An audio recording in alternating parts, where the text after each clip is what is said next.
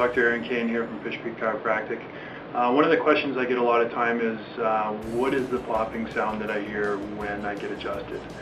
Now there's a lot of urban legend and everything about this, and people have their own ideas. Are my bones being broken or what's happening? And it's nothing anything like that.